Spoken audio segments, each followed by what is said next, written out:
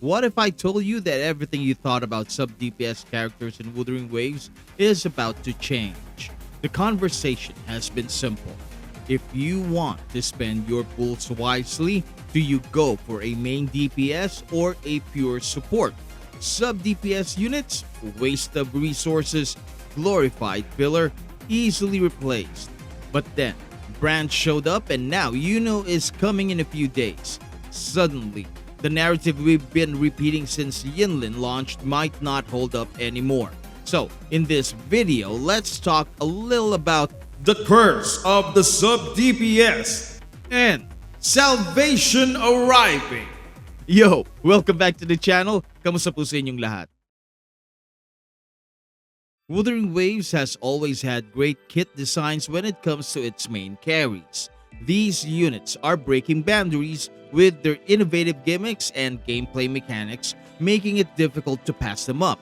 However, when it comes to non-DPS Resonators, we've seen only a few that stands the test of time. With the upcoming arrival of Iuno, we could see the next standout sub-DPS unit. So, click the link in my description for an extra 10% discount with Loot Bar, trusted for years providing safe and timely top-ups that are cheaper than in-game. With their do-it-yourself top-up on mobile, you can avail of up to 21% discount without needing to hand out your password because based on what we've seen, Iuno will be one of the most game-breaking sub-DPS resonators in the game and you don't want to miss her. Shorekeeper has been the reliable universal crit buffer and healer, always patching up teams while keeping her own damage low and consistent. Verena has been the backbone of attack buffs since day one, quietly boosting everyone's numbers. Then we have Sanhua, who remains the go-to basic attack amplifier, and Mortifi, he's still the heavy attack Giga Chad beloved for his straightforward power. These characters carve their spots in the community's heart because their value is so obvious and lasting. But when we look at the limited 5-star sub-DPS roster, that same sense of reliability just hasn't been there. It's left us all wanting more. Yinlin set the curse in motion. She looked good on paper, flashy damage, coordinated attacks, but her value collapsed once marked enemies disappeared. Her outro buff locked to Electro and Liberation, two categories with weak DPS options. Augusta could prop her up, but Mortifi did her job much better, faster, and in more teams. She was a warning sign. Sub-DPS damage spikes don't mean staying power. And then Zheji followed, but she lived off Carlotta and Jinshi. Without them, she was filler. Narrow buffs, middling damage, and flimsy utility. The moment those DPS slip, so does she. Roccia showed the same issue. Buffing basic sounds fine until you realize she's competing with the queen, Sanhua, a battle she can never win.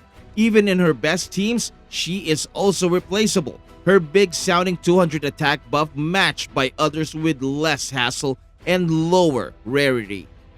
Phoebe had potential with her frazzle and multipliers, but Zani's release changed her fate. She became a sidekick, not a star, and if Zani dips, she goes with her. Cantarella at least had a lane. Frolova's partner, Jinshi's bot, but stiff rotations, energy issues, and a boxed-in kit kept her from breaking free. Healing gave her some relevance, but it's not enough. Shakona brought wider use, mostly thanks to her weapon. That gear made her shine for Aero Rover or DPS Iuno, but without it, she was just another decent sub-DPS. An upgrade, but not a revolution. Then came Lupa, a half step forward. Fusion buffs gave her purpose, but her clunky playstyle and dependence on fusion DPS kept her chained. Better, yes, but still stuck in conditions. It's really all about getting your money's worth. As an Asian, I was raised to get the most out of what I purchase. And let's be honest to ourselves. Dealing 300 per coordinated damage with an extra side dish of ability buff doesn't sound like a 5-star sub-DPS to me. It sounds scammy-ish, a form of highway robbery. We want DPS units that will not just boost the damage of our main carries, but also to share the damage load. After all, it's a friggin' 5-star sub-DPS, making some units a limited 5-star simply because they can efficiently buff Jinshi's incandescence sounds like something a 4-star unit ought to be doing. And this was the old argument why very few even bothered getting Sheji when she first ran. She just isn't money's worth. And for those who held out for another future unit that can do the same but with a much higher damage ceiling, a gun was pointed on their temples by holding out on this future, which forced everyone to eventually relent and just grab Sheji in her rerun. Thankfully, little by little, we are seeing units that can consistently become threats themselves.